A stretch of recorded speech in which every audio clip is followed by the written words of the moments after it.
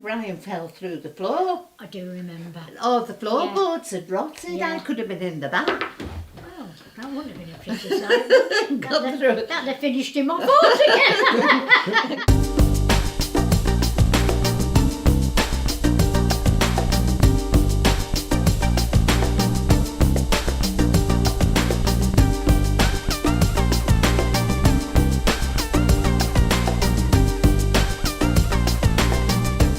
Hello and welcome.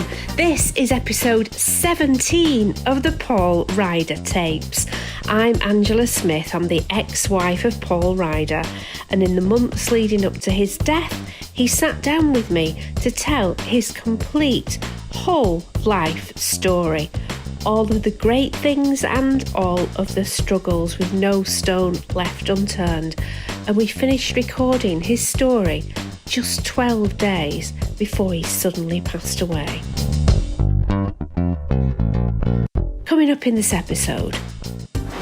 People phoned Nathan and said, what special catering does the band want? And special catering meant, what drugs did he do? And they did a really good job as well. Every show. He come off the phone, he was in shock, and I was like, you know, you're supposed to be on stage in like 2 hours time, and you've just received this news. Do you not want to just go home? And he was like, I don't know what to do. And it was the most awful gig I'd ever been to. I remember Paul on the phone to me that night, and he couldn't talk to me for crying. And then Derek heard me, and he came, you know, to the phone, and it was awful. All great bass players are a spine of a band, but a really great bass player is something else. It's on top of that. And the dance spirit of the Mondays comes from the bass lines. I thought I'd be dead at 27 to join the 27 club. Then it was like, oh, I'm not dead. Maybe I'll be dead by 30. And I hit 30 and like, oh, I'm still alive. Then it was like 40. And now I'm 57. I'd be interested to see how much it sells for. Are we recording? Yeah. Okay, so we're here in a brand new studio. Brand new location. Love Yeah. it. Nice. You've got a nice bottom light Oh, lovely. on your right, and then we've got French cinema posters on the walls. I remember buying those. I remember buying those. And that's the one I want. Oh, well, I'm afraid it's on my How many? studio wall. There must be some more of them. I There's thought we one had over like there. 10 of them. We bought those in an antique shop in France, do you remember? Yes, yeah. Not Yeah. far from the house. Yeah. Mm-hmm. Yeah, iconic. Yeah. So we're in a new place. Mm-hmm. We're probably about halfway through, aren't we, talking about everything? Oh, I thought it was more than that. Maybe, I don't know. We're up to 2012 anyway. Okay. So we were just talking about the band getting back together with the original lineup for the first time in, 15 years, 17 years? No, how long would it have been? Not that long. When did you break up? 94. You Yeah. broke up in 94. Yeah. You briefly played with a band again in 2000 and 1999. Yeah. And then you left the band for... We talk about why you left the band? I think we did. Yeah, we already did, yeah. And so 12 years later, 12 years. you got the phone call. Well, no, you didn't get a phone call. Somebody sent you an article in The Sun Yeah, that the that's band right. was reforming with all the original lineup, and that was the first that you heard of it. Yeah, that was Shaun's way of getting the band back together. Yeah. Hey, it worked though, didn't it? It worked, yeah. Yeah. So we talked last time about you meeting up in the hotel and Shaun not really speaking to anybody. Yeah. But it was really good to see everyone. Really good to see everyone. And you started recording in Latch's place in Warrington. Not recording, rehearsing. Rehearsing in Warrington. Latch's place in Warrington. Yeah. And Latch was actually really surprised when he first heard them play. With any sort of musical movement, let's call it, for want of a better term, the Madchester movement, there's always a couple of artists who sort of transcend it and are the epitome of it. And you've got to say the Stone Roses and the Mondays, haven't you? Now, what I will say is, when they first started rehearsing it, I was shocked at how good they were as a band. Because you don't, well, one, when you're off your box on drugs, you're not like kind of appreciating the musicianship. But two, because it was so produced in a sort of dance style, you never really got a feel for what that was like as a live band. But when you hear them in a room playing, you're like, holy shit, these can play. And then you went out on tour, and it was a sold-out tour, I believe. Outstanding success. Yeah, it was really Yeah. good, wasn't it? Yeah. How did you feel being back on stage all those years later with the original lineup of the band? And being sober, completely sober, Yeah. clean and sober. It was terrifying. It really was. It was terrifying, but them nerves disappear like halfway through the first song, when you know that the sound's correct and everything's at the right volume. Author, broadcaster, culture vulture and all-round beautiful human John Robb has been around the Monday since the very early days. Paul always used to say that you had lovely skin. Do you remember? He did. Every time I met him, I've forgotten about that, yeah. That's really funny. You did. Well, you do. You don't look any older than you did 20 years ago, actually. I don't really do the rock and roll lifestyle unlike everybody else. But you do it differently, don't you? You do the healthy rock and roll version, don't you? Yeah. I like to feel good. I don't like to feel shit. The Happy Mondays were the second great act of Factory Records, you know. And it took the genius of Tony to understand that there was something there in a bunch of mad, scruffy kids. And he saw it. He saw there was something there. I think he saw he had his own Sex Pistols. That's what he really wanted. And there was a potential for controversy with the Happy Mondays. But I think he also saw something beyond that as well. He saw a sophistication and an intelligence and an artfulness to the Happy Mondays that most other people didn't.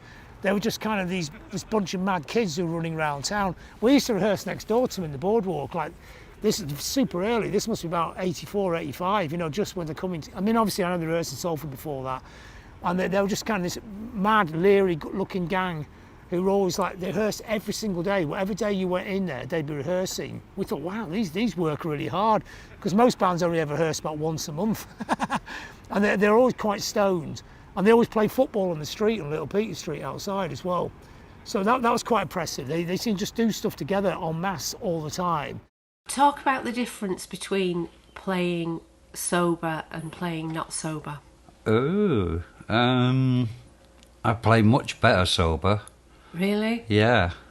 You think you're playing better when you're off your nut, but I can certainly tell the difference. I can keep time better. We treat drug addicts not the right way. People feel ashamed to be drug addicts, and I never look down on anybody who's got a drug problem because it's a weakness, it's an illness, you know. There's nothing wrong with having a weakness. You see, we're all northern males, we don't have any weaknesses, or if we do, we don't tell anybody. But there's nothing wrong with having a weakness, and there's nothing wrong with being susceptible to heroin or whatever, you know. But a lot of these guys, they were too embarrassed to talk about it, you know, or they felt ashamed, you know. They shouldn't feel ashamed, you know. They should. People should encourage them to find help, you know, or support, you know, and stuff like that. They should not be punished for it. It's not a punishable offence, is it? You know, the punishment should be dealt out to people who created the environment so bad that they only escape for very smart kids like Paul, like Shaun, like Bez, you know, was to get into drugs, create mad drugs, you know. People taking the drugs are the victims, you know, and we should look after them. The Mondays are a kind of band that if someone is a bit out, it kind of adds to the charm. Yeah, but me and Gaz have always been tight. Yeah. You know, that leaves room for, or it left room for PD to kind of improvise and Mike Day to improvise. Right. But me and Gaz are always tight. The bass guitar is often the most important instrument in post-punk. It's like, it would swing, it would play the melodies, it would drive the band along. People just think they're kind of this funny, cool bands, but they don't realise that there's actually there is an innate genius to what they do. But of course, you ask them that and they have no idea. If you say to Shaun, your lyrics are brilliant, he just goes, no, the shit, I just make them up, they're a joke, you know. And Paul will be probably saying the bass lines, you know, that's great bass line. I don't know, I'm just playing the bass. I mean, maybe those are the best kind of bands, the bands that have no idea of how fucking brilliant they are. And maybe that was the brilliance of Tony, the first person who probably walked in the room and go, fuck me, this actually is genius. And the band are going, who's this lunatic off the telly? We're not genius, we're just messing about.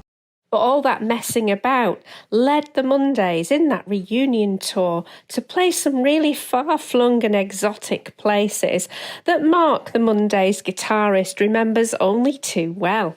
I don't know if Paul's told you about China. 150, 200,000 people in a field in the middle of nowhere, and we had 7 amps, none of them worked, the equipment was crap. Paul and Shaun's mum Linda and her best friend drummer Gaz Whelan's mum Sandra have spent a lot of time backstage at the Monday shows, but Linda insists that unlike their 2 boys, neither her nor their cooler than cool dad Derek overindulged when they were their age.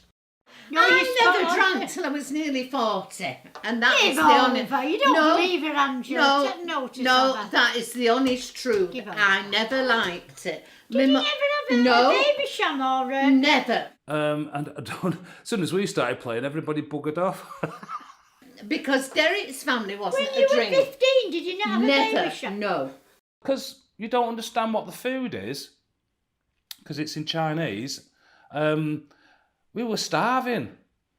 I never went for a Chinese meal there because I couldn't understand what I was fucking eating. My dad was a heavy drinker and my mother liked to drink. Yeah. Derek's What family... went wrong with you? There was a McDonald's next to it. All I had was McDonald's for 3 days because I didn't understand what the food was. I didn't want to take a chance I might be eating, like, you know, cat, dog, or whatever.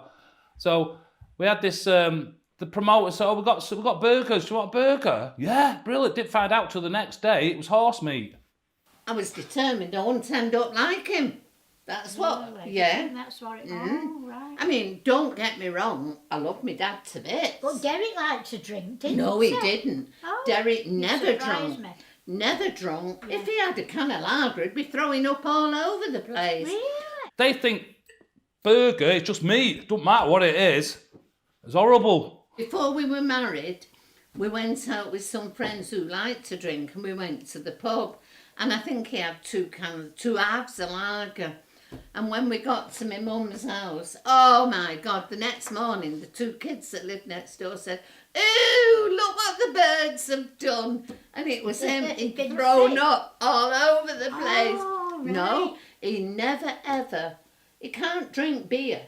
We went to this bloody hotel that was falling to pieces. It's one of those, you turn the tap on and the TV comes on. It was flooded on the floor. The breakfast, I'm not even going to start with the breakfast. It wasn't, you know, they thought English, egg and bacon. What the hell's that? But you had to eat it because there was nothing else to eat. So Derek had never really been a drinker. I was And met me then, haven't you? I remember you being physically sick the whole day of a show. Like if a show was coming up, it would start the day before. You'd start getting grumpy and irritable, and you were just terribly nervous. Yeah. And so how was it dealing with those nerves without the aid of drugs or alcohol? Well, I wasn't physically sick anymore. I don't puke before shows anymore. Wow. But it must have been all along. It must have been the drink and drugs. It must have been. But what mechanism did you put in place in order to deal with the nerves without the crutch that you had before? I had people to call, make phone calls, and sometimes I'd nip off to a self-help group. Yeah. Before the show. Did you ever feel like you weren't going to be able to do it sober? I think I did. No, I always knew I could do it sober. I always knew. And how was the feeling different of playing sober? The feeling. God, it's like, I don't know about the feelings. I kind of numb myself and just get on with the job. just get on with the playing and making sure everything's cool. I have a theory about why a lot of musicians are addicts, and I feel like there must be such a tremendous high playing in front of a massive amount of people, and then you come off stage and then that isn't generating anymore. Yeah, I say I'm numb. I'm numb at the beginning, but yeah, by the time that it's the end of the show, it is a massive high. And then what? And then I just have to sit down for about half an hour and not even speak to anybody. Yeah. Just come down slowly. So talk about what it's like when you've done a great show, you're sober, and you leave the stage. What exactly happens in the next hour after that? Oh, that's it. I just sit down on my own for half an hour. Do you find a place to be on your own backstage? Sometimes, or people, the band know me by now that, just to leave me alone, or, it's not every time I sit down for half an hour, but most of the time. Mm-hmm. And in the olden days, what happened in that hour as you came you just off stage? continue partying, continue drinking.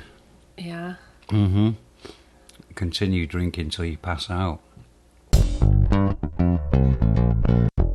We've never talked about the groupie situation. I know I'm going back in time here. Yeah.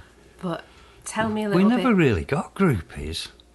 We used to hear stories about other bands and groupies and stuff, and we were like, where's our groupies? You told me a story about a girl in the crowd once when you were doing a show. Oh, mouthing.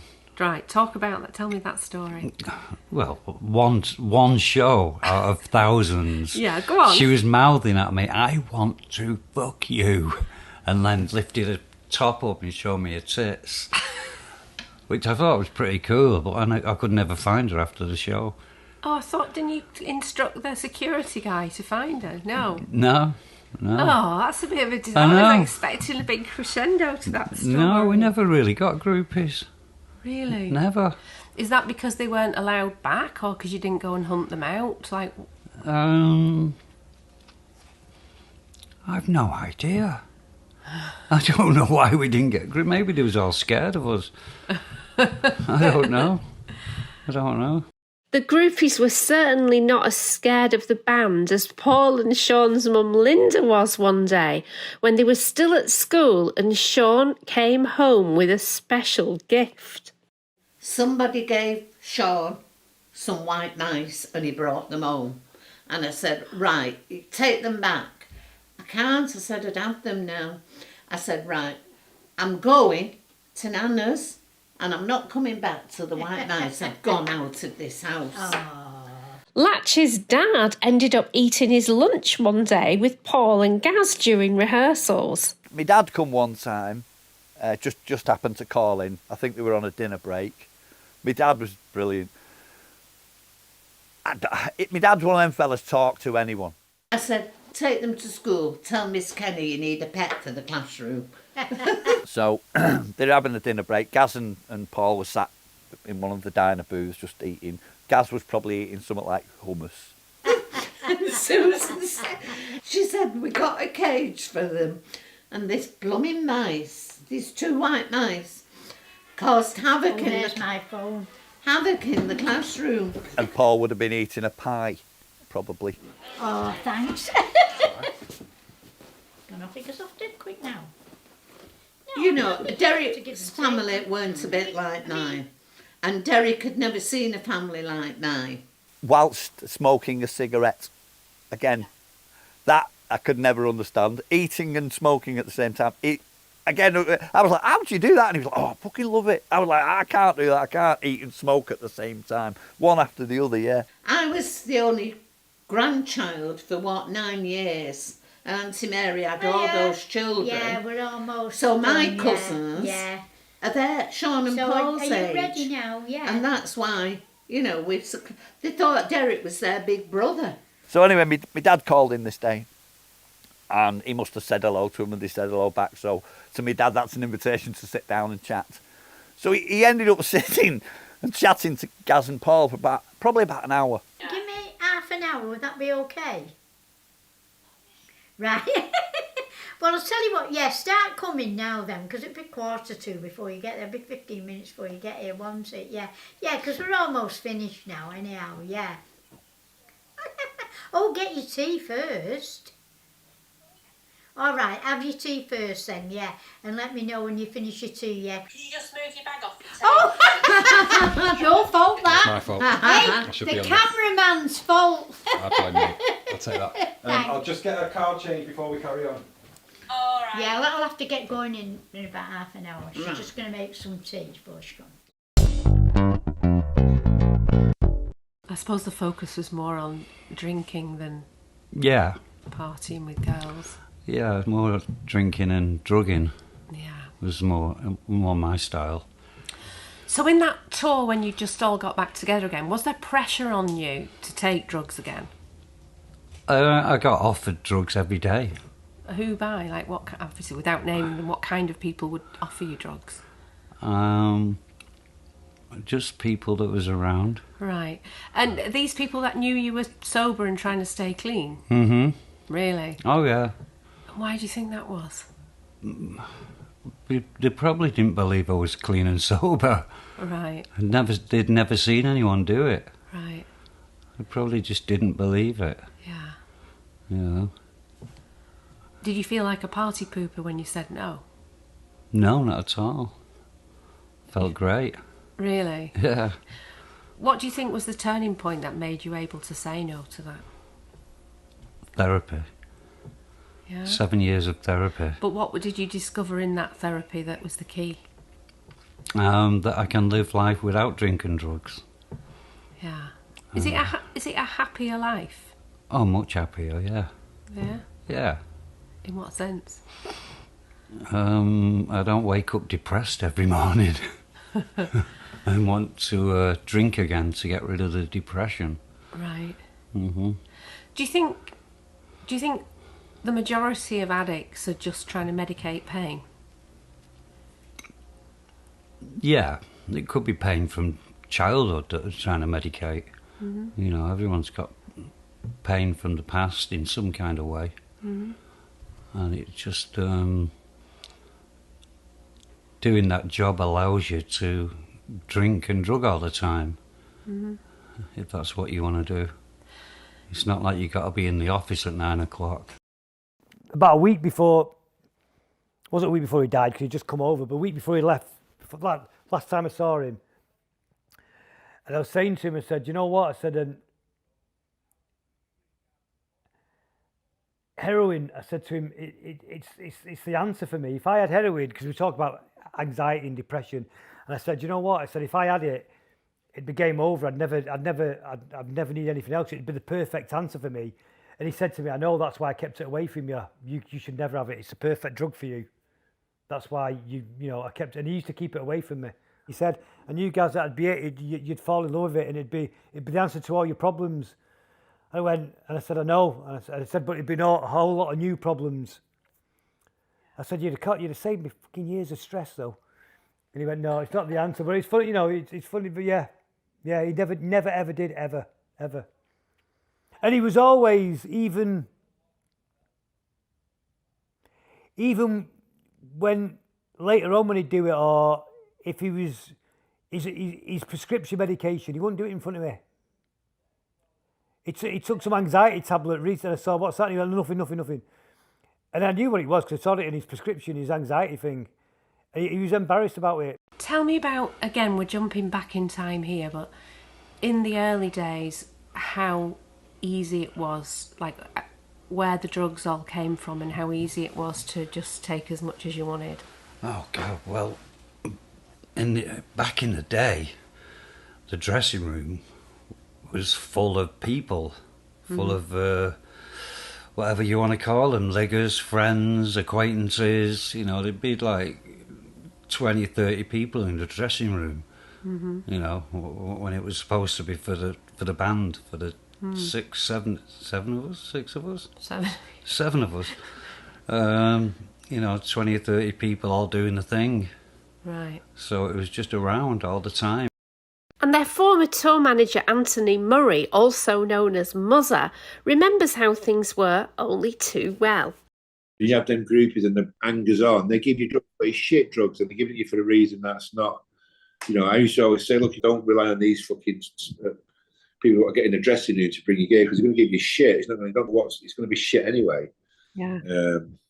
But yes, but they'd all be up to all kinds of little deals on their own. They had their own people bringing it because they all had groupies who would bring them drugs just to be around them. Right. You know what I mean? It was a job. If that makes any sense. It sounds mad now when I think about it. It was crude, but it was what it was then. What about promoters and people in the industry, like record companies? Did they ever bring drugs to No record companies. The only thing that happened that way was second time we was going over to America, people that was around said, what special catering does the band want? And special catering meant, what drugs did he do? Wow. So it's actually somebody's job to go and get that all for you? Yeah, it was. And they did a really good job as well. Every show. Wow. Every show it was waiting. But on their first trip to America, when they were still being managed by Phil Sachs, they had to sniff them out themselves and in the process learned a hard lesson. The first time they went to the States, I took them to the States. We played Danceteria or something like that in New York, and I wanted to take them all to Carnegie Deli or Katz's Deli, and we ended up going to McDonald's because that was the only food they could trust. I always remember Bez got stopped by the police for drinking out of a bottle in the street in a bag, and they poured it down the grid. And then we stayed in the Chelsea Hotel. Tony thought it would be great because of the history of it, but it was awful hotel. You know, 3 beds in a room, the water wouldn't drain out the bath. And I always remember saying to Tony, you can put the band in the Chelsea in future, but put me in a different hotel, please. But anyway, at about 2 o'clock in the morning, Shaun and Paul and PD, I think it was, said, we're going down the Bronx. I said, what are you going down the Bronx for at 2 o'clock in the morning? Oh, we've heard about this new drug called crack. We're going to go and give it a go. And they came back at 5 in the morning and all went, oh, we're never doing that ever again. Famous last words, eh? Did you ever fear what you were doing at the time? Did you ever think, oh, this isn't going to end well? No, you think you're invincible. Right. No fear at all. Yeah, because on the surface it looks like you are invincible, doesn't it? Mm-hmm, yeah. And when you're younger, you think you're invincible anyway. Mm. Did you ever think about the future? Did you ever project yourself to when you were pushing 60, like you are now? No. I know I thought I would be dead. I thought I'd be dead at 27 to join the 27 club. Then it was like, oh, I'm not dead. Maybe I'll be dead by 30. And I hit 30 and like, oh, I'm still alive. Then it was like 40. And now I'm 57. Yeah. And still going strong. Yeah. So maybe I'm not going to die young because I'm old now. Which, talking about death, that was a surprise. That keyboard player out of Depeche Mode was only 60. Oh, wow. I didn't hear about that. Yeah, he died yesterday. Don't know. What was his name? Fletcher, something Fletcher. Fletcher, they called him. Do you know him? No, just read about it. I know David Garn's had his issues with drugs in the past. Oh, yeah, he's super clean and sober. And was the keyboard player? I'm not sure. Not sure. Well, that's sad, isn't it? Mm. There've been a lot of deaths recently of our kind of age. Yeah. In the music industry, a lot of people kind of hitting home now, isn't it? Yeah. That's why it's even better to be clean and sober. Yeah. No chance of overdosing. No. You should overdose on Red Bulls, though. Okay, so back to 2012, or forward to 2012. You did a tour with the new lineup, which was a big success, and then you played a load of festivals that summer. Do you remember any festivals in particular? No, but you just told me about one. Camp Festival. Camp Festival, yeah, when we took the kids there. Apparently. Yeah, that was really nice. It's weird. I've still got a bad memory, even without drinking drugs. Yeah. Still, I can't remember that festival. At all. If I show you the pictures, you might remember. Yeah, I'm sure that'll jog it. But bad memory. Yeah. Really bad. Fish oil, that's what you need. Yeah, I like fish oil. You take Omega-3. I used to. Why don't you take it now if you can't remember to take it? Yeah.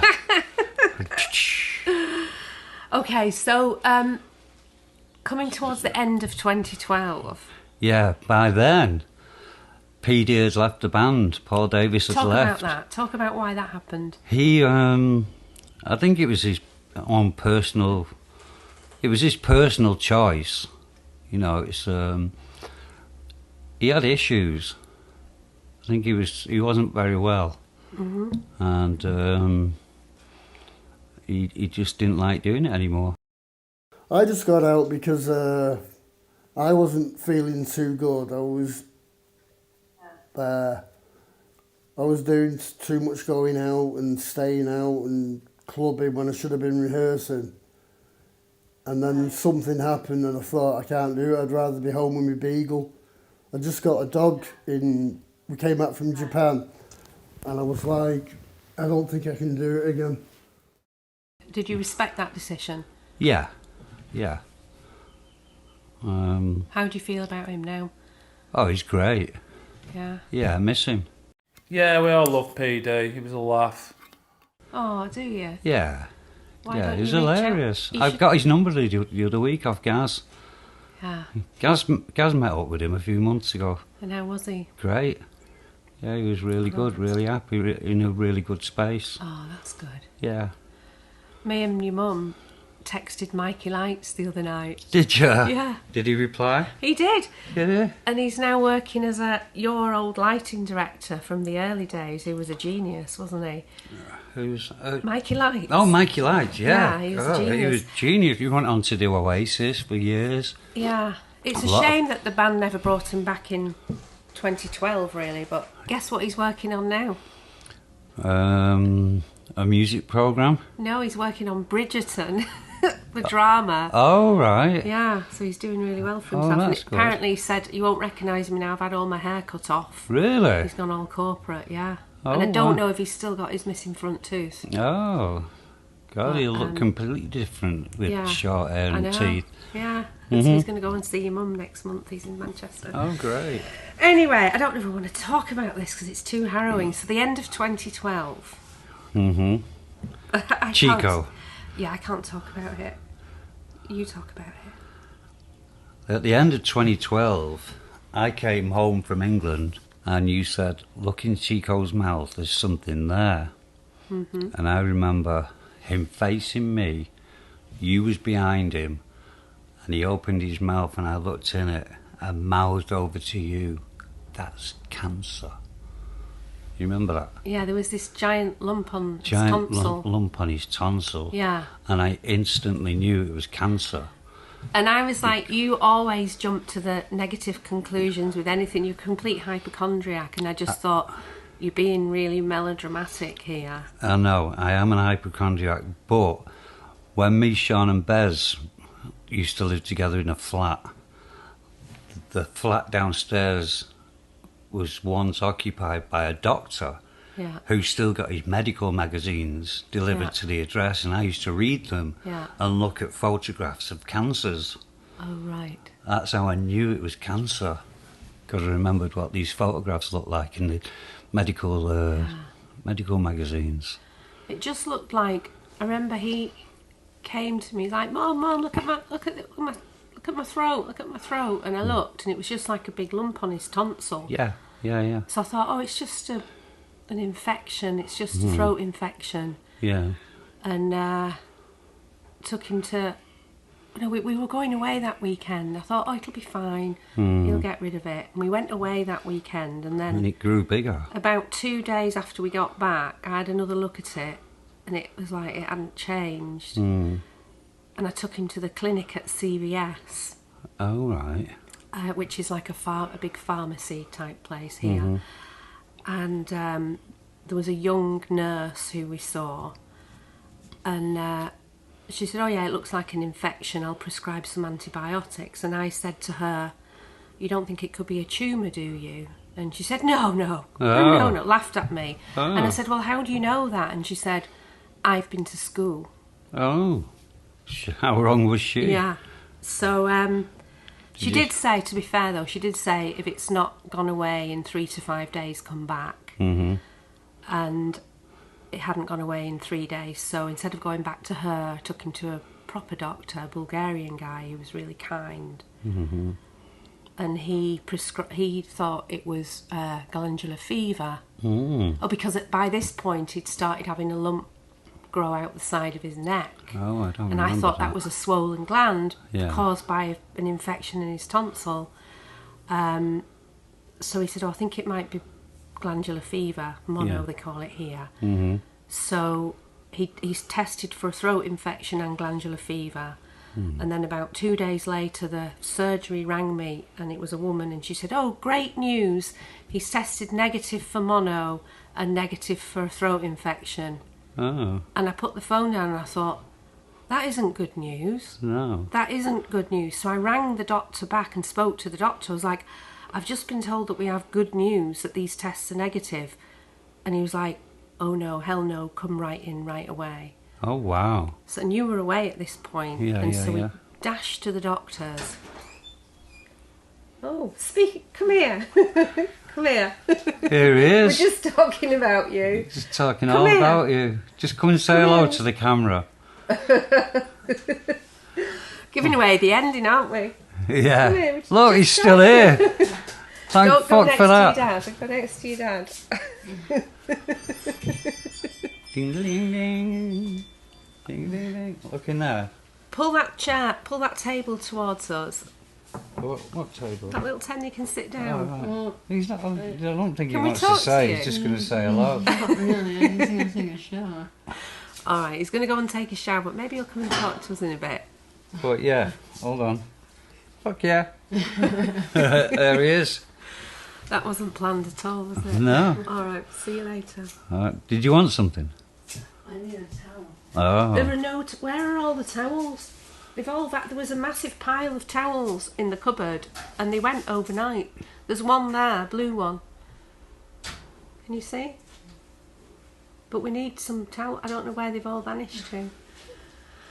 All right, come back later when you've had your shower. That was serendipitous, wasn't it? Okay, so he said we need to get you to a specialist. Had I gone away at this point? You'd gone away at this point, and yeah.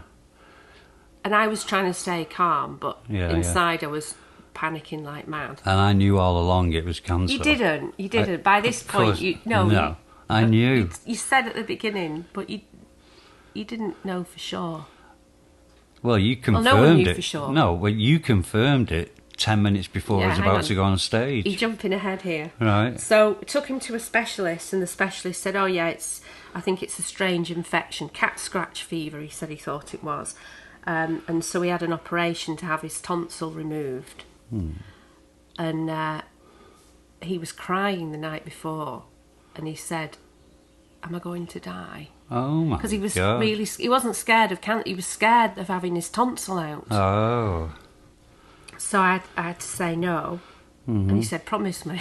Oh. Yeah, it was awful. Oh. So I was like, "You're going to be fine, you're going to be fine." Yeah. And me and Sonny took him to the hospital, and when he was in having his operation, me and Sonny were sat in the restaurant of the hospital where he was, and Sonny he turned to me. Sonny's our oldest son. Turned to me with a really serious face and said, "Mum, can I ask you something?" I was like, "Oh no, what's he going to say now?" I said, "Yeah, okay, you can ask me anything." He said, "What kind of Campbell's soup do you like the best?" Nice deflection. Yeah. Nicely deflected from the situation. Anyway, he came round from his operation. I have a really funny memory of we went in the recovery room, and they had a video on, and it was a Jim Carrey movie. And just as the nurse came in, there was this line about his penis or something. The boys were completely mortified. Chico would tell that story better than me. Anyway, so then they tested for whatever they thought it was. And it was negative. Lymphoma, that was it. The fear was it was lymphoma, and it tested negative for lymphoma. And he said, this is beyond my specialty now. We're going to have to refer you to UCLA. Wow. So it was 4 days before Christmas. You were in England. We were having someone come to stay with us for Christmas. Oh, yeah. Our friend Pat, who was the husband of our dear childminder, Betty, who passed away from breast cancer about a year before. And the previous Christmas, he'd spent Christmas by his dead wife's grave. Yeah. So we invited him to come and spend Christmas with us to have a happy Christmas. Yep, that's true. So Pat was travelling back with you, like on Christmas Eve, I think it was, that you were going to come back. So the 20th of December was this clinic appointment in UCLA. Yeah. And I hadn't got the house ready, bought a tree but hadn't decorated it. And she took one look at him and she said, "You're not going home today. We're going to have to admit you. We need to find out what this is." I was like, "No, but Christmas is coming." And she said, "No, you don't understand. This is really serious." Oh my God. That must have been terrifying for you. And so I phoned you. And at this point, it was... There was a very, very small chance that it was a weird infectious disease. But that was like a really tiny chance, a 5% chance of it being that, and a 95% chance of it being some kind of cancer. But because it was over Christmas, it took ages for them to actually get a proper diagnosis. So I remember calling you. You were with Jay, remember? That's right, yeah. So tell me about that. I was backstage at the Roundhouse about 10 minutes before the show started. You called me and confirmed it was cancer. Well, no, they said that the likelihood is... It's cancer, yeah. Yeah. And I, like I said before, I knew it was. Yeah. So 10 minutes before I'm about to go on stage, I got this news from you. And it was like, oh my God, I've got to do a show. I remember they were playing at the Roundhouse in Camden, which is one of my favourite venues. And I was really, really looking forward to the gig and meeting up with Paul. And we'd said that we was going to grab some food before the gig. Usual thing, come up to the hotel, meet me, and we'll go out and get some food, and then you can come and see sound check. And I remember being in the room of this hotel with him, and he told me that Chico hadn't been very well, and he was expecting a call from you. And I remember you calling and him getting the news that Chico had cancer. And I think at the time, Millie, my daughter, would have been about 1 or 2 years old. And I was just like, I couldn't get my head round. He come off the phone, he was in shock, and he was like, I don't know what to do. And it was the most awful gig I'd ever been to, because he obviously played that night. And I remember being at the front watching him, thinking, what is going through his mind right now? You know? How did he take the news? What did he do? He was not good. He was crying. We cuddled. We had a hug. I remember that.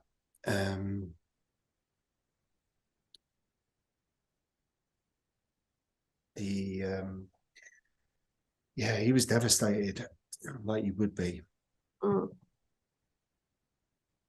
And then the next year, did you see much of him during the next year when Chico was in treatment? Because I know he was going back to England. He stayed in touch quite a lot, and obviously he was keeping me updated on his treatment and everything.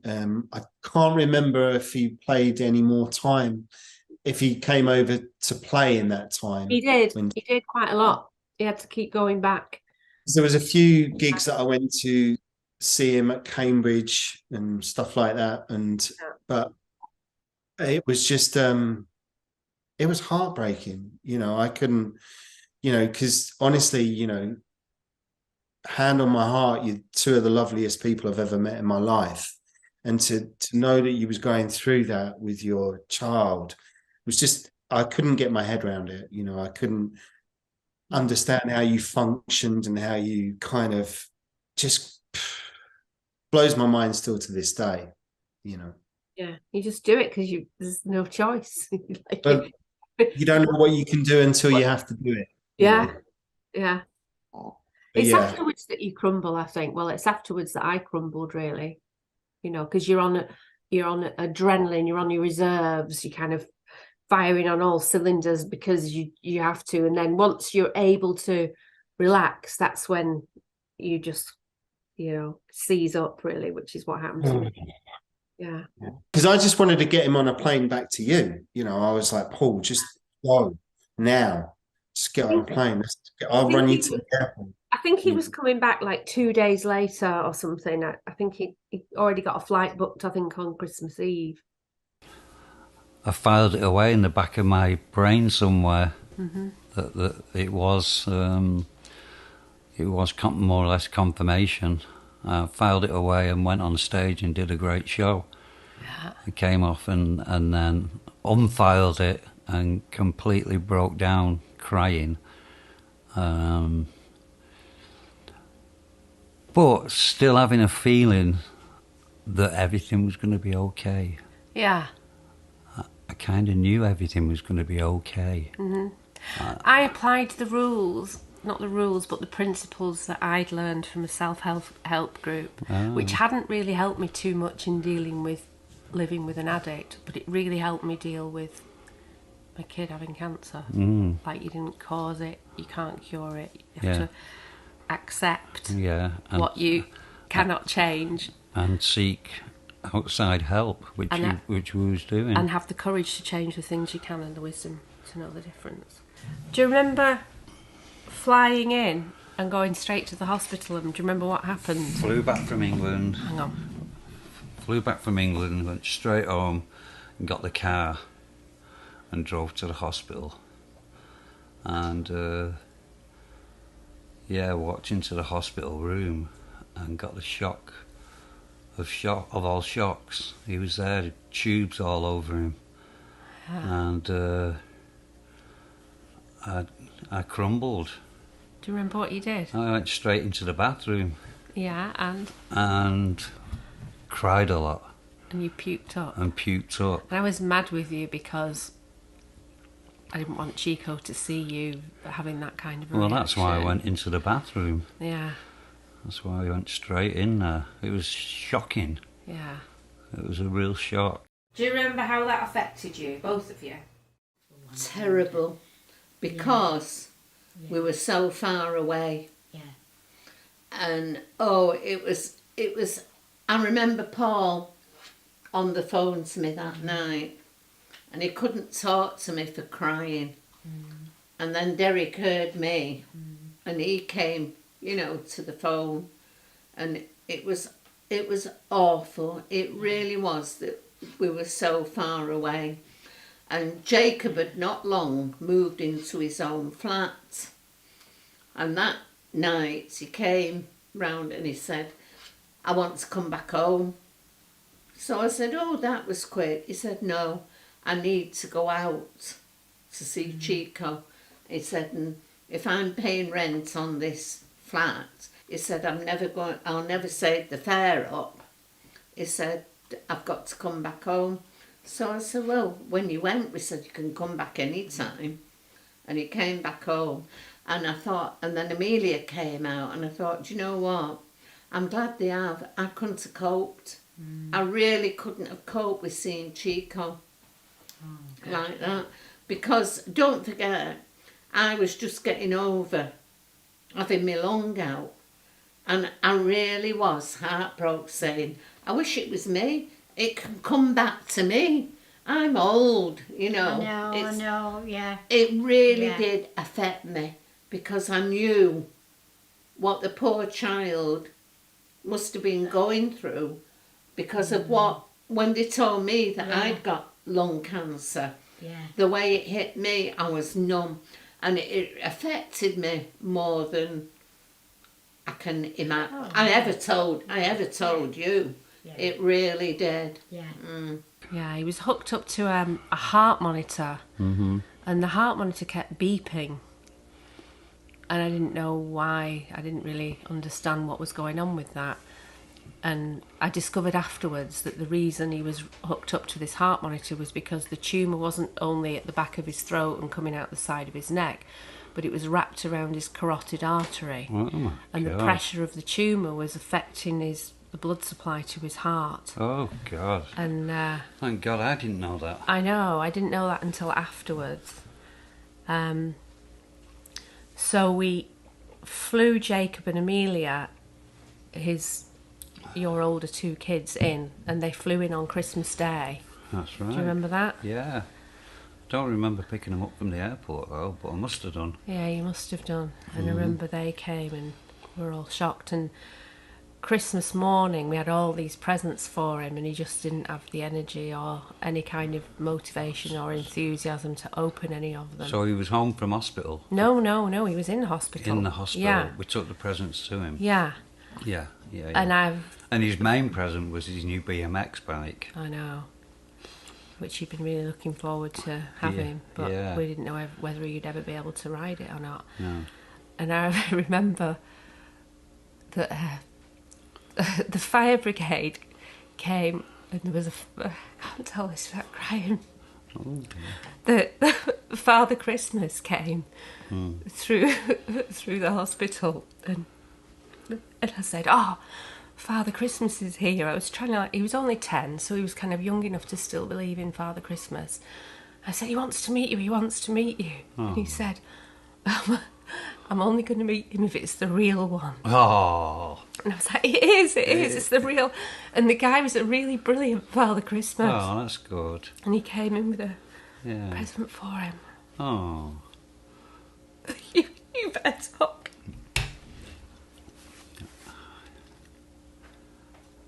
Oh, I can't talk. Oh. That was really bad. So anyway, it was about, I'll tell you when it was actually. It was on my 50th birthday. Which was 4 days after Christmas. It's funny because everyone had been saying to me, "Oh, have a party, you need to have a party for your 50th," and I just thought, no, I'm not. Can you imagine if I booked a party? Oh my God. Yeah. And it was on that day that the doctors came in and they were like, "Right, we have a diagnosis now." And it was rhabdomyosarcoma. It took them a while to discover what Yeah, kind it was because the biopsy results took ages, and he said, "There's no time to waste. We start chemo tonight." Wow. I was sad, of course I'm sad, because it was always nice bumping into him. He's one of the good guys and that. And I think it's always a shock when somebody... I think it's when because you know these people for seeing them around and you're on the same world as them, so there's a shock from that. And also because they're quite well known, so they're always in your thoughts somewhere, aren't they? Because they're always cropping up. So you kind of feel like you know them better than you actually know them because they're omnipresent. And there was a shock in the scene, of course there was. All great bass players are a spine of a band, but a really great bass player is something else. It's on top of that. And the danceability of the Mondays comes from the bass lines. And it's part of the uniqueness of the Happy Mondays is because it's driven by the bass as well. And also because he just stood there like rock solid just playing the bass. It was something, the way he stood and the way he kind of moved, the way his persona on the stage really matches the sound of his bass lines. One night when I met him, I was walking down Oldham Street and we were chatting away, and this really mad psychotic bloke was really staring like that. And he got nearer and nearer, and then he goes, "I'm going to kill you," and he started prodding me in the chest. And it's just like this really mad conversation, and it's like, Paul looked a little bit like, "Oh God, what's going on?" And I was thinking, what the fuck's going on? I didn't know who this bloke was. And this kind of went off, this weird standoff for about 10 minutes, but I didn't really want to go away because I was having a conversation. So, "Look, mate, I'm just having a chat with my mate here, and the bloke was really staring like he's like a caring community type character. So that went on a bit. It was a bit edgy, So that was nothing to do with Paul. That was just because we happened to be in the wrong place at the wrong time. It definitely felt like this guy was going to go pretty crazy, but probably the craziest thing was he was that intense, and then in the end, after about 15 minutes of really staring while we were still trying to have this conversation, he kind of just wandered off.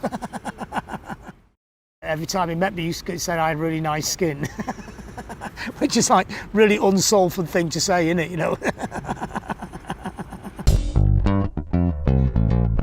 Coming up on the show next week. I remember on Christmas Eve you sent a text to Shaun saying it's been confirmed Chico's got cancer, and he replied, I don't know what to say. I don't know what to say, so he never said anything. I don't want to see a child like go through that. You know, when you're a parent, to all your kids, you know, even if they're yours and Paul's, you've got to still look at them like they're children, and you've got to love them, haven't you? And do what you can to protect them.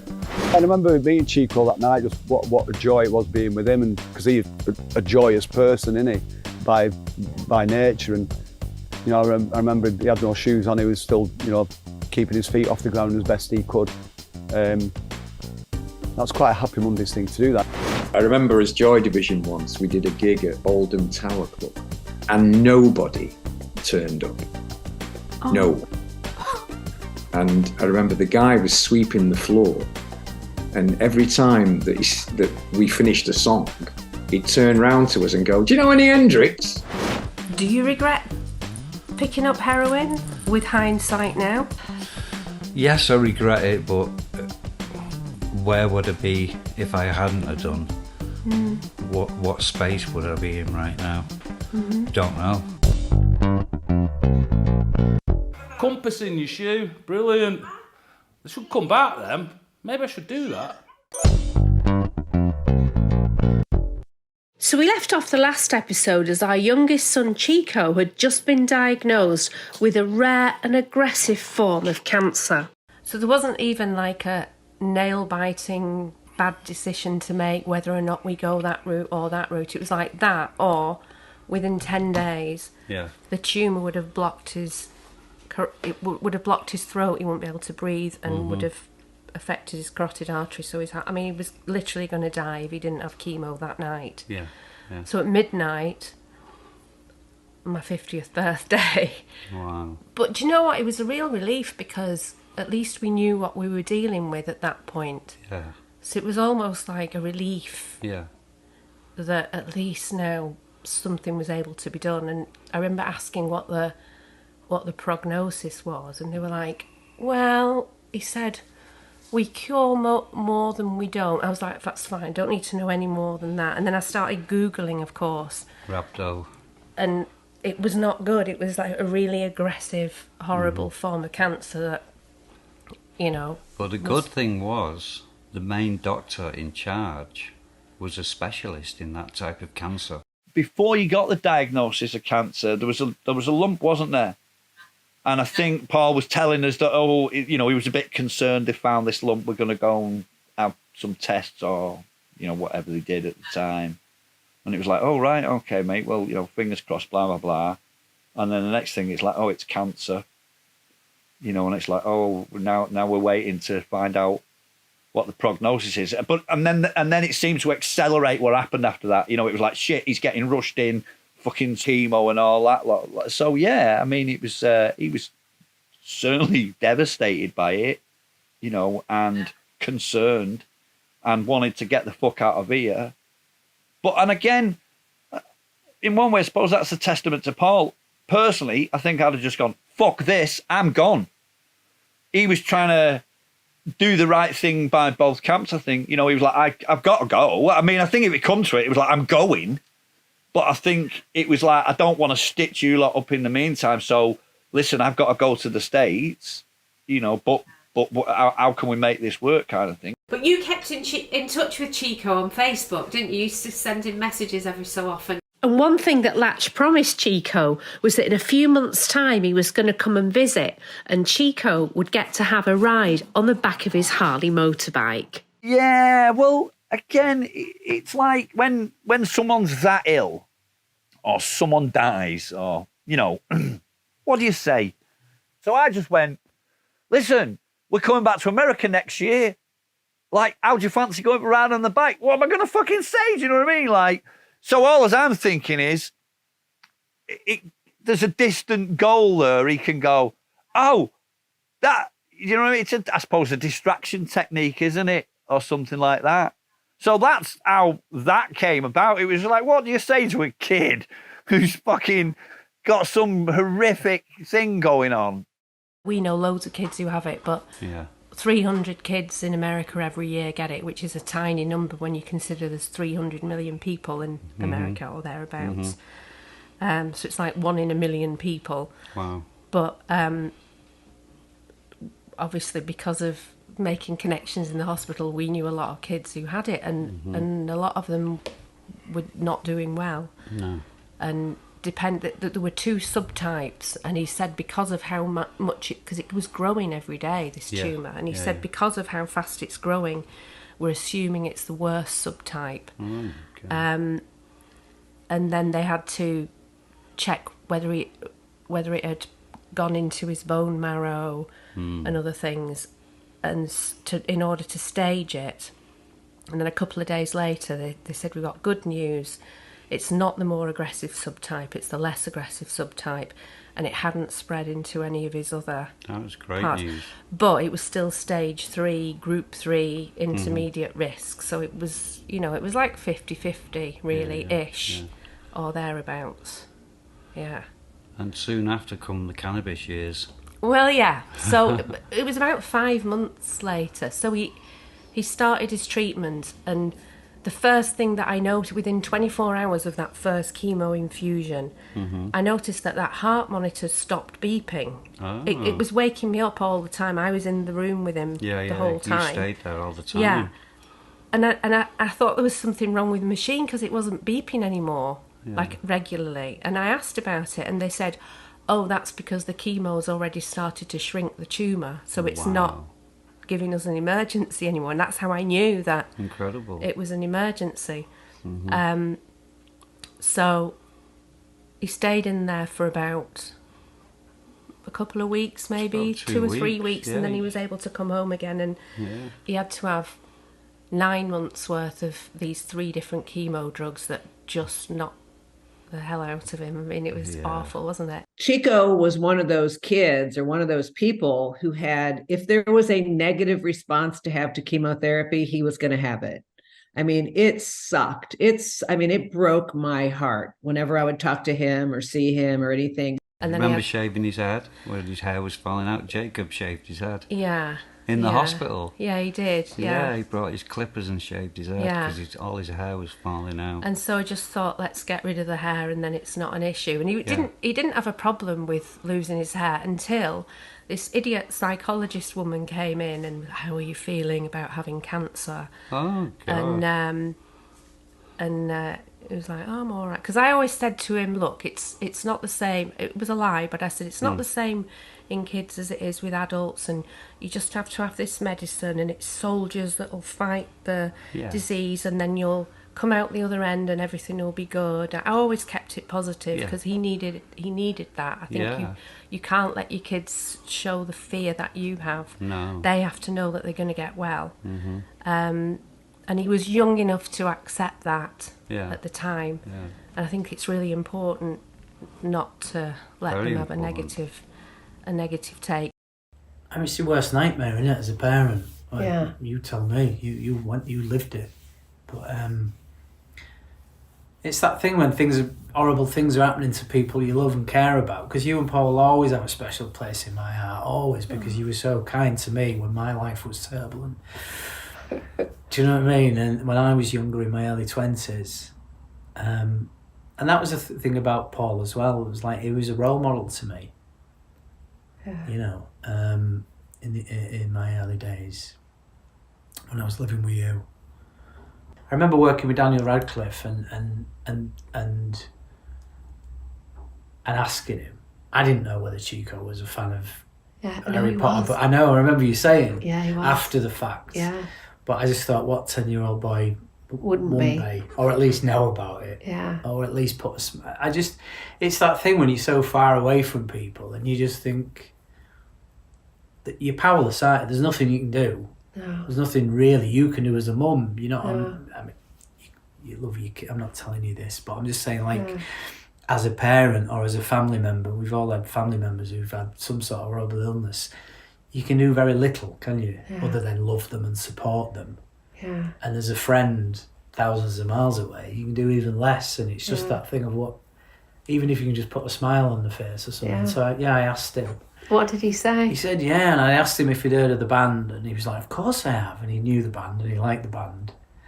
And I explained, well, you know, Paul's lad's got cancer, and, you know, is there anything he's got with him? We were on set that I could send out there. And he said he had some photos, and then I was like, I need this today, because I know, like, if this will never happen, do you know what I mean? Through all the goodwill in the world, trying to pin somebody doin at another time for something. And if they're in your car, I can get in this now. His guy went and got it out of his boot, and he signed it for Chico. Oh, the other bad thing was Sonny, who was only 9 months. No, how old? What's the difference in age? 19 months older than him. Mm-hmm.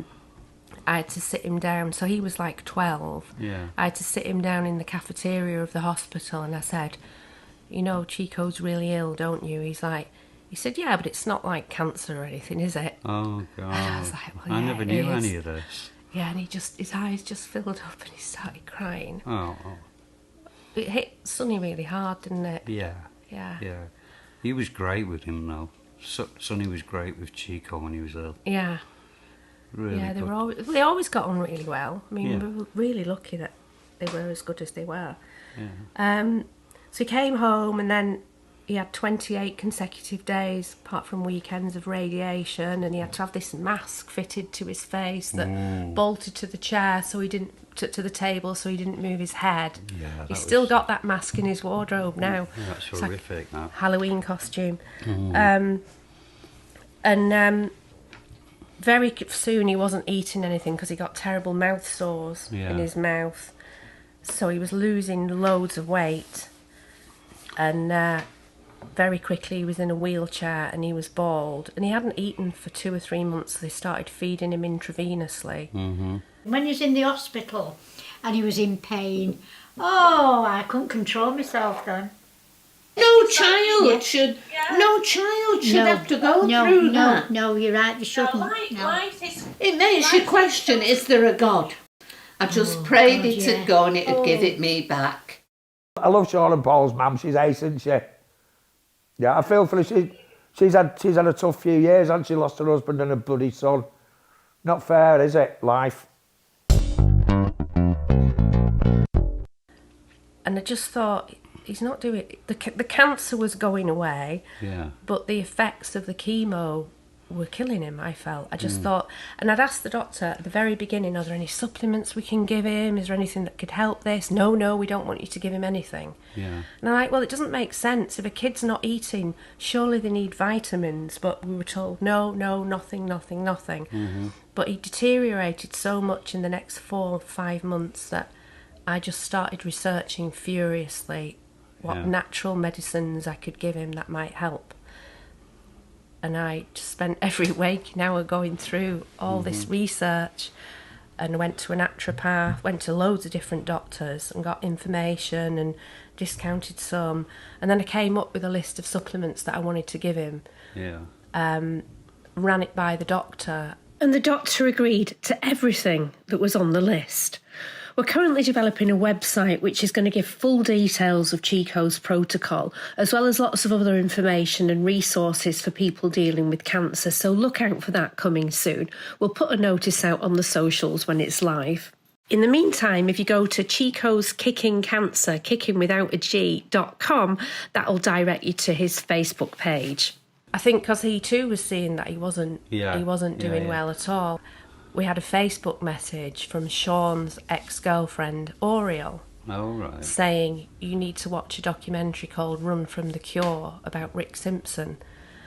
And she'd kept messaging me, cannabis, you've got to look into cannabis oil. So one day we sat up in the hospital and we watched this documentary, and it was about how a Canadian guy called Rick Simpson had made a concentrated cannabis oil because a study that had been done in the 70s where they were trying to prove that cannabis caused lung cancer. They actually found that the exact opposite was true, and that people who'd had cannabis had less incidence of lung cancer than people who didn't. Wow. But the results of that research were buried for years. Of course. And Rick Simpson had heard of this, so he decided to try and treat cancer with a really concentrated amount of cannabis oil and had huge success and treated lots of people in Canada successfully, but then got run out of Canada because he was breaking the law.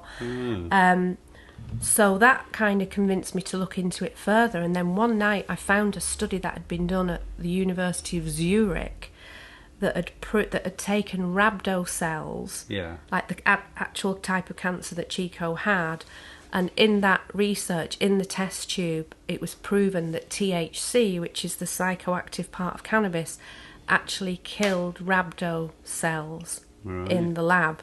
Right. So I thought, we got to give it a go. Yeah. And it was federally illegal. Yeah. It was legal in California, but it was federally illegal, which meant that we were technically breaking the law. But I just thought, I didn't ever want to get to a point where I regretted not doing something that I knew about that might have helped. I never wanted to have a regret about something that I didn't do. Right. I'd rather regret something that I did do than something that I didn't do. And how did you find it? Online, on a Facebook group, got referred to somebody, ordered some, and these little pots came. There were no instructions on it. Wow. And it was just give him some on the end of a matchstick and put it under his tongue and build up to at the time the research was very scant. It was like try and do 60 grams in 90 days, which now is not what's recommended, but that's all the information that there was at the time. And so we started giving him this oil, and he'd literally not eaten for about 4 or 5 months, and after a few days he's like, "Mum, I'm hungry. Wow. I want to eat something." Paul was understandably cautious about giving his 11-year-old son large doses of cannabis, so he made a phone call to the expert that we'd found, Mara Gordon, to discuss it with her. What he needed from me was assurance that I wasn't going to be turning his son into an addict. And it was hard for him to think, oh my gosh, am I sending my son down this path? I was very impressed with his concern for his child. I was very impressed with his self-awareness of the fact that he had this addiction issue. I mean, I don't think anybody ever heard of the Happy Mondays that doesn't know about the addictions within the band. As long as he followed the path of following the directions and not then taking it upon himself to do more, he would be fine. And one of the other things that we'd given him that the naturopath recommended was 3 teaspoons of glutamine 3 times a day, because every time he had chemo, he had these really bad mouth sores, like big mouth ulcers, but all the way down into his stomach, which made eating just impossible, and also the risk of infection from these open sores. And the naturopath said, give him a teaspoon of glutamine 3 times a day, and that will prevent the mouth sores. And it did. It just worked miraculously. Wow. So he didn't have mouth sores anymore and never had them again throughout the rest. And the oncologist was so impressed. Yeah. He said, oh, I'll start recommending that to my other patients. Wow. And I just thought, how can it be that something that's in the natural medicine world that's really cheap, you buy it $20 for a big tub in Whole Foods, like why do people not know about this stuff? Yeah. So I just started researching more and more, and he decided he wanted to eat, which was just incredible for us. Around that time, the Stone Roses played at Coachella, and Chico was their guest of honour, watching them from his wheelchair from the side of the stage. When we came and did the Coachella thing, and God, he was poorly, Chico. He was very, very weak. It's like it's kind of heartbreaking in a lot of ways. Anyway, you know, don't want to see a child like go through that. You know, when you're a parent, they're all your kids. You know, even if they're yours and Paul's, you've got to still look at them like they're children, and you've got to love them, haven't you, and do what you can to protect them. So he was very, very ill, wasn't he, at Coachella, and it was. I'm glad to see he's turned that corner, you know, and he's kicked it, you know. I remember him being at the side of the stage, and Ian gave him some bells, like bells. Yeah, like the jingle bell things. Yeah, I That was so nice. Yeah. That was a nice, proper brilliant memory. That was... Yeah, well, do you know, like I said, we love the kids. Your kids are as good as ours. They all get treated with the same respect, mate. You know. That's so nice. He was eating again. You're getting the munchies. And then this other a Chinese herbal concoction that was invented for people who were on chemo to prevent, because when you have chemo, your white blood count, which is what fights disease, plummets to 0. So you're at real risk. If you get a normal cold, it can kill you because you've no defence. This concoction of Chinese herbs was concocted to prevent the white blood count staying low for very long. And all the other kids were having to have their chemos delayed because the white blood count, in order to get your next dose, the white blood count had to go back up. And so all these chemos were getting delayed. He never had a delayed chemo because he was taking this stuff. And every time his counts would go to 0 and the doctors would say, oh, it'll be like this for a few days. I was like, no, it'll be back up tomorrow. And it always was. Wow. And again, one doctor was like, oh, let me have a look at this supplement that you're taking, that you're giving him. And again, why are not all cancer patients on this stuff that really helps and could have saved his life? Because if his counts had remained low and his chemos had to be delayed, the chemo was working to kill those cancer cells. But it could have killed him. It could have killed him, and then if you have to delay it, then the cancer would have had a chance to come back. So I honestly believe that the natural supplements really probably saved his life. But the most important one, I think, was the cannabis, because I mean, he just transformed really. Obviously, as you go through treatment, you get worse and worse, like it hits you more and more. But he managed to get through the rest of the treatment without having to have delayed chemos. The one problem that he did have, though, was he became addicted to opioids. Oh, yeah. I remember. Yeah. They'd put him on morphine for the pain from the radiation. Yeah. And one day this little nurse came in and said, oh, there's a much stronger painkiller that I think he should have. And she said, do you want me to ask the doctor for it? Called Dilaudid, which is much stronger than morphine. So I just thought, well, if that's what she thinks would help him, then of course. And then we found out every time we were in, she happened to be on the shift, and it was really weird. And she said to me, oh, I'm here because I heard Chico was on, so I wanted to see him. And then the Dilaudid became a real problem because he was needing more and more and more of it, to the point where he became really dependent, and we ended up having to go back to the ER loads of times when he was out because he was withdrawing from opioids. It was like it was like you'd been when you were on heroin and needed it. And so then they put him on methadone. Remember, you was like, don't let them give him methadone, don't let them give him methadone. But one day I'd refused it maybe 7 times, and one day I was just like, okay, if that's what's going to help, then let's do it. And one thing that really helped him do the methadone detox was actually the cannabis oil. We titrated the methadone down and the cannabis oil up, and it worked really, really well. And the irony is that originally the hospital had recommended a synthetic form of THC. So I remember that he got prescribed cannabinoids, which is... well, they don't prescribe them, but it was recommended by... by the hospital. He got little tiny cannabinoids. Oh, right, okay, Marinol, that was called. Marinol. And the nurse that was coming round to Chico said, you might as well use the real deal. Yeah. Remember that? Yeah. And that was the same time you was doing your research. Yeah, it was. And it all fell into place nicely. Yeah, so Marinol was prescribed because none of the other anti-nausea drugs had worked. He was literally throwing up every day, even though he wasn't eating, he was still managing to throw up. So they're like, well, we'll prescribe Marinol, and it's a synthetic THC, which is what's in cannabis. And then his home nurse said, oh, he's got weed beads. They call it weed beads. That's right. And she said, frankly, you're better off with the real thing. Yeah. asked the doctor for a recommendation. So we did, and the first doctor said no, and then the second doctor had a friend who'd had cancer and had really benefited from it. So she wrote on a prescription, because it was before the days of the official cards that you got.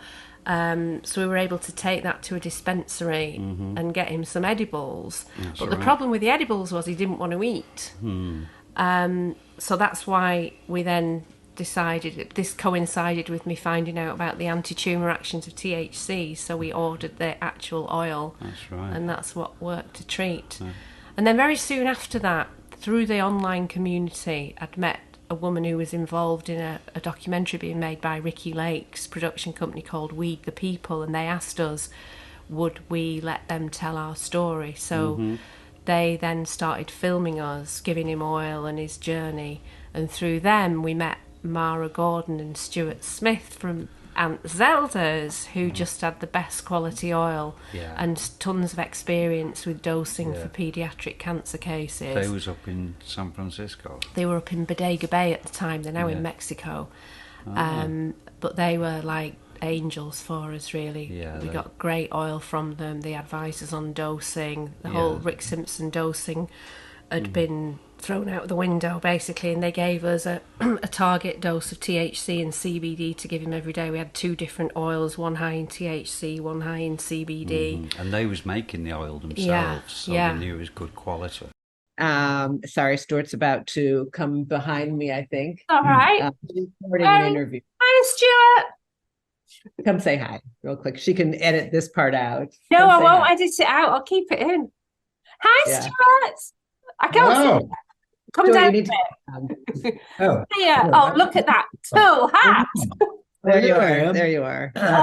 Right. So Chico had been diagnosed with rhabdomyosarcoma. And obviously that is it's a soft tissue sarcoma. And soft tissue sarcomas happen to contain a lot of cannabinoid receptors, especially CB1. Right. And so that means that we have a lot to target with cannabinoids, or at least in theory we do. So there was no question that it was going to be a good option for him on killing the cancers. So the fact that he was suffering, we were able to, besides target the cannabinoid receptors, to kill the cancer, and we had wonderful results with sarcomas in the past, but also to manage the side effects of the chemotherapy. So I, on one hand, was working to kill the cancer, and on the other hand, working to get him through the chemo process. The extraction method had evolved again since Rick Simpson's days. He used to use butane, I believe, which is apparently very dangerous. Yeah, it can explode. So they used CO2 extraction and then alcohol extraction, which was safer. So we didn't look back from there, really. Facebook, which I despise, was just giving off all sorts of ridiculous and the shaming of parents and the shaming of, I couldn't do it. I couldn't be in those. I would be, I'd be like, who do I kill? But you were smart enough to keep searching and keep looking and sought out professional help. I had people unfriend me on Facebook when I started posting about giving Chico cannabis. What I found with Paul, though, was he respected me and what I was doing. And so he didn't challenge me, which is good. So he did. It wasn't like I would say, oh, Chico needs to be on 700 milligrams of cannabinoids, and him saying, you're crazy, you're not giving my son that. Wow. He respected the fact that you were in charge and that I was guiding the charge. He was very funny in a very British, dry sort of way. He had kind of that subtle humor that if you don't, to me anyway, and if you don't, he was very quiet. He wasn't a loud man. He was very quiet, very thoughtful. The next interactions I had with Paul, I want to say, I think that was when I was interviewed for an article that came out in the UK about, band member's son is using cannabis. And I was like, I can't remember the headline, but it was kind of, designed to be, wow. It wasn't like a supportive in particular. But I felt like Paul's using his fame or notoriety, or however you want to put it, to further the understanding of this. I think it was very beneficial. And I think it helped other people. And if one other person was helped, it was worth everything. Please bear in mind that unlike Mara, we weren't experts. We were just parents trying to do the best for our child. We're not trying to give anyone any advice. We just hope that by sharing our experience, it might just help someone. I remember when We the People were filming, and it was after he'd finished treatment, and they filmed him getting on his BMX bike, which he'd just been able to ride again. Yeah. A couple of months after Christmas. Yeah. And then Latch, whose studio you'd been rehearsing in a couple of years before, came over on a Harley trip. Yeah. And gave him a ride on the back of his Harley, and they drove up the Malibu mountains, and that was a really nice moment as well. It was a good treat for him. Yeah. It just so happened that the film crew from We the People were filming with us on the day that Latch visited. So they filmed a sequence with him giving Chico that precious ride on the back of his Harley. We were travelling round anyway, so we were going to pass through LA, so it's like, it'd be rude not to, you know what I mean? You got a fucking mate who lives in LA, if you're passing, you got to come in, haven't you? You got to come and say hello. We get on the bike and we kit Chico up and we ride off into the sunset, and then the glamour of television, we then have to park up round the corner for 20 minutes while the camera crew drop everything and reload it into the... So me and Chico are sat on Coal Canyon Road. We sat on the bike, like, and I'm saying, how's it going? And he's like, yeah, all right, blah, blah, blah. I said, are you getting back to Manchester much? Because obviously they've pretty much grown up in America now, haven't they? And he said, yeah, we go, once, maybe twice a year, go and see Nan and Grandad and all that lot. And then jokingly, I went, oh, do you miss it? Thinking he was going to go, no. And he went, oh, yeah, a little bit. And I went, really? What do you miss the most? And he went, the cold. And the rain. Do you know what I mean? Like, he missed the cold and the rain because it's just sunny all the time. Nice one, Latch. Yeah. That's the third shout out Latch has got. I know, he keeps getting shouted out, doesn't he? When the film We the People came out on Netflix, Latch got his mum to watch it, but didn't tell her that he was in it. So we're watching We the People, and it comes to the point where I'm either on the motorbike or next to the motorbike, kitting Chico up. And I can't remember what I said, like, oh, let's get this leather jacket on you. And my mum went, Jesus, you can tell he's not American, can't you? And I'm like, and then I must, put him on the bike or whatever. And then she stood up and she went, is that you? And I'm killing myself laughing. Yeah. So that was my mother watching it. She was I was killing myself. Excellent. You can tell he's not American. So during all this time, I remember on Christmas Eve you sent a text to Shaun saying it's been confirmed Chico's got cancer, and he replied, I don't know what to say. I don't know what to say, so he never said anything. Yeah, but some people just don't know what to say. It doesn't mean they don't care. That's true.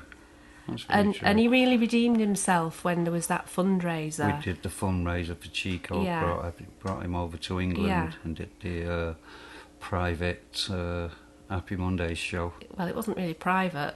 People could buy tickets. That was about a year after he finished treatment, and he was still a bit thin and a bit weak still, but he managed to walk again, and took about 2 years for his heels to get back on the ground because his tendons had shrunk. Yeah.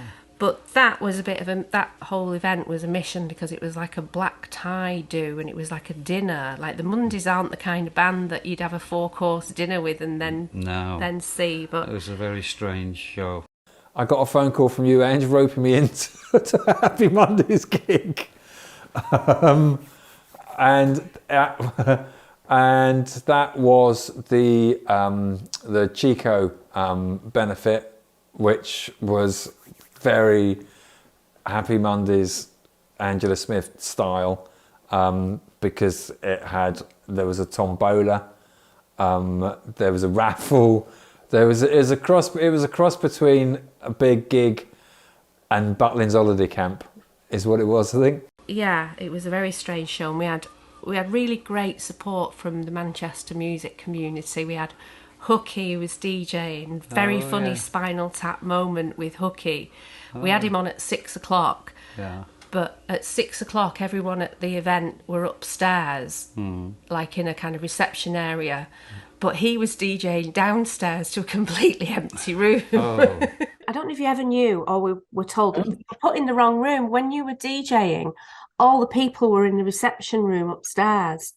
And you just... It was quiet. Somebody had messed up, so all the people arrived and were upstairs in a reception room, and you were DJing downstairs in the dining room, and there was nobody.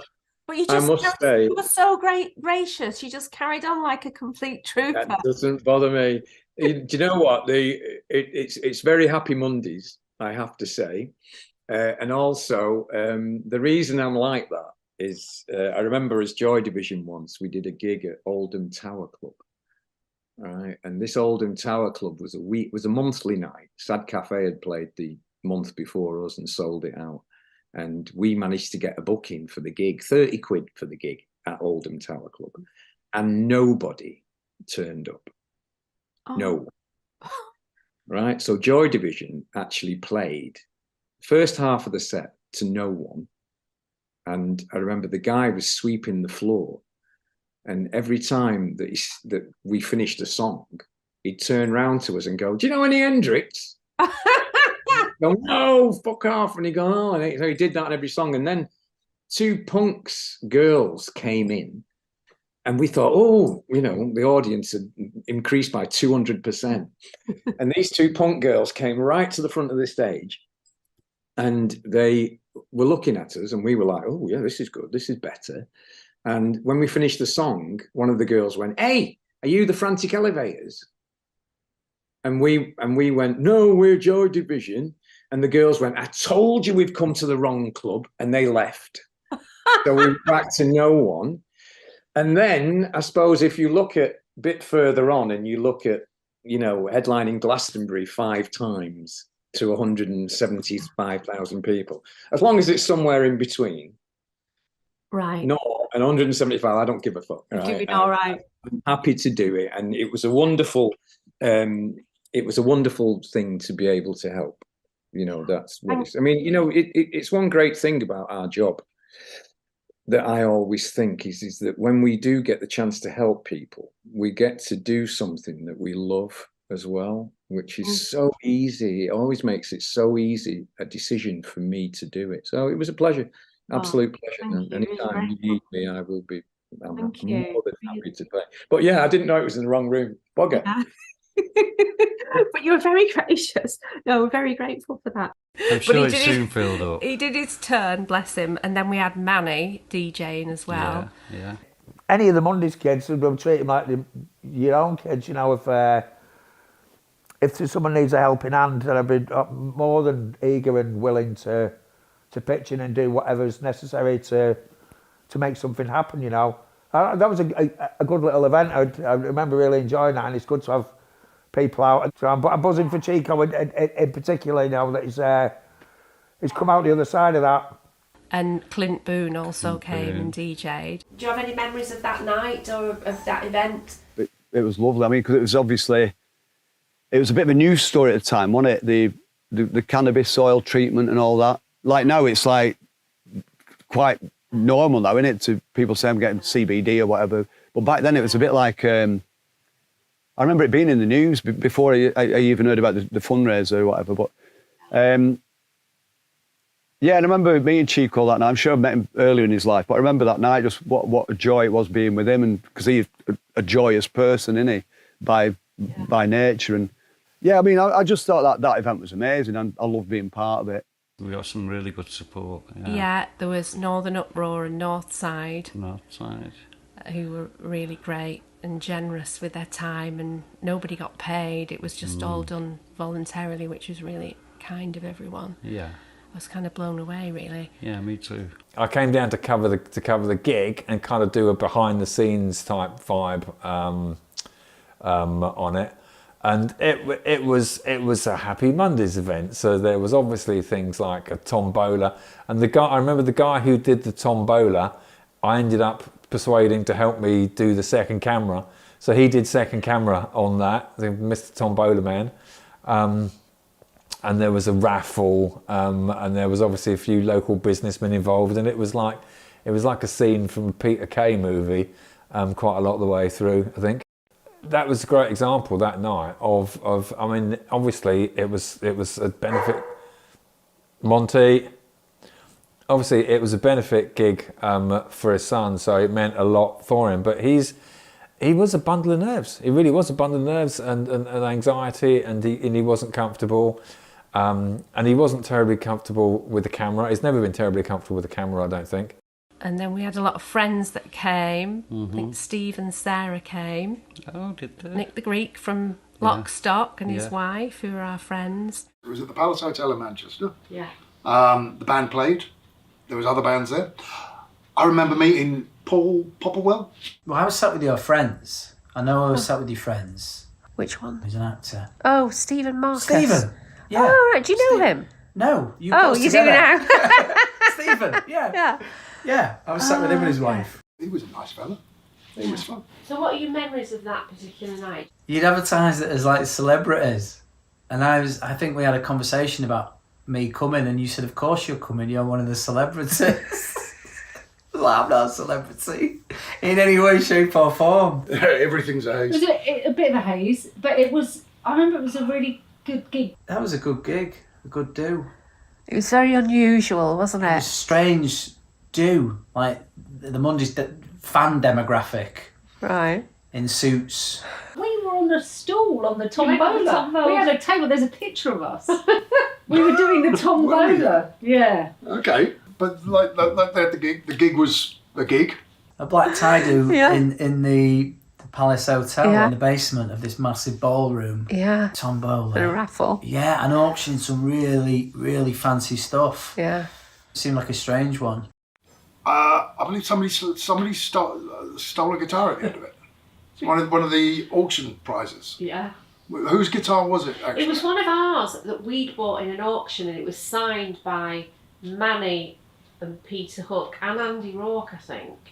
And so we bought it from an auction, and then Paul signed it, and then we auctioned it in that auction.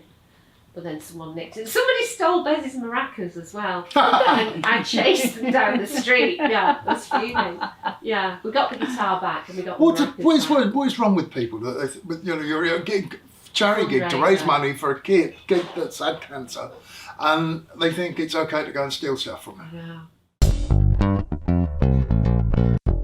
And then it was hosted by Tony Cascio, who was a comedian that I knew from LA. Right.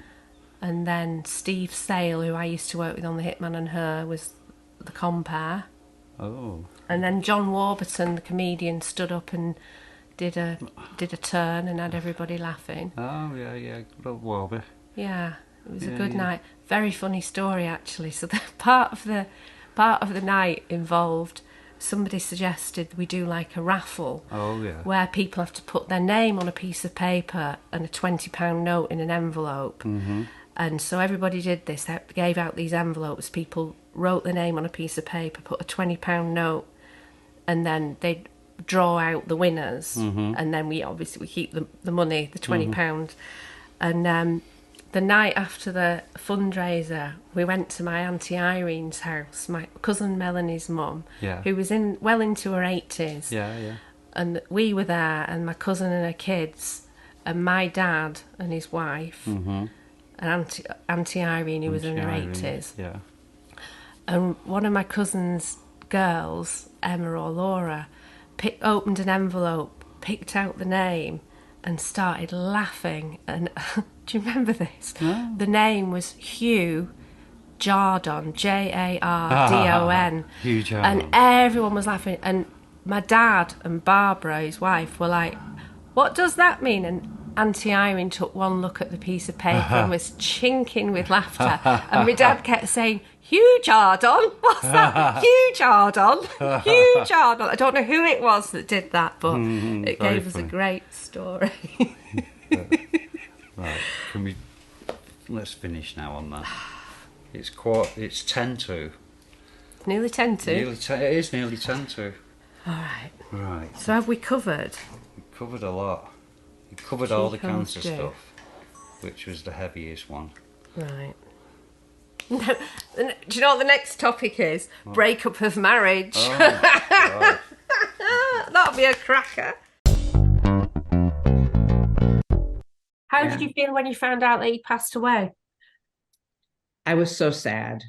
I was so sad obviously for your children, for Sonny and for Chico, obviously, but I was so sad for him. I was so sad that, and you, of course, I don't mean to leave you out of this, but I was so sad. I was so sad that his life spiraled a little bit and then was extinguished too soon. He was far too young to be gone. He was a good guy with a giant, problem. You making this film, if it can help to, continue his legacy of awareness and activism of cannabis and understanding the dangers of drug and the music. I mean, he had a lot behind that he left behind. Then that's at least positive, because in the most important thing in life is that we can hope for is to be remembered. The saddest thing in life is to be forgotten.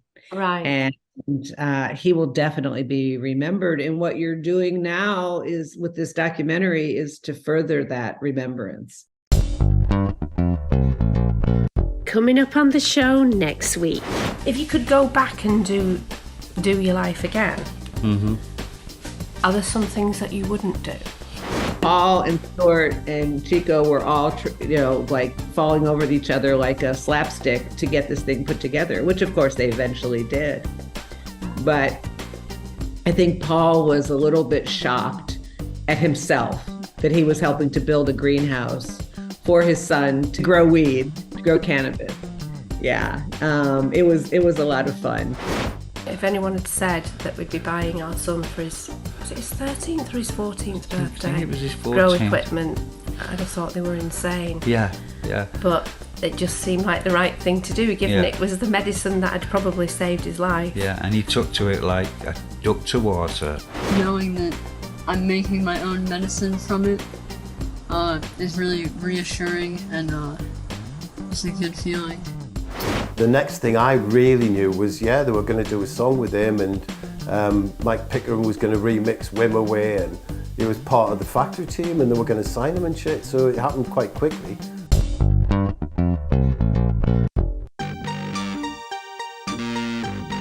We're playing out with a song from a collaboration of Paul's that we promised earlier on in the series. This is a project he did with his ex-girlfriend Donovan's daughter Estrella Leach and his big arm collaborator Pete Smith. The tune is called Let It Flow and Estrella's voice is just lovely. And I almost forgot to say, the really exciting news is we finally have a release date for the Big Arm album. It's going to be coming out on November the 19th, but you can actually pre-order it from November the 12th. That's the Big Arm album Radiator, so please do get yourself a copy. Please give us a like and subscribe to the channel so that you don't miss out on our future content. And please also join our Patrons Club. Big thanks and welcome to Tom Ryan, as well as Jacqueline Morris and Martin Perry. There's actually a free tier that you can sign up for, so do join us. And go to the website at paulryder.tv, check out our shop and join in the chat on our socials. If you want to listen to the next episode of this series right now, it's available in podcast form on all the usual podcast platforms, and the video version will premiere here on YouTube next Sunday at 8 p.m. as usual. Thank you to everyone, especially those of you that come into the chat here on Sundays. We love our chat time. Thank you to all of you for being here. Thank you to our fab guests, and big love and respect as ever to the star of the show, the late, great Paul Big Arm Anthony Ryder.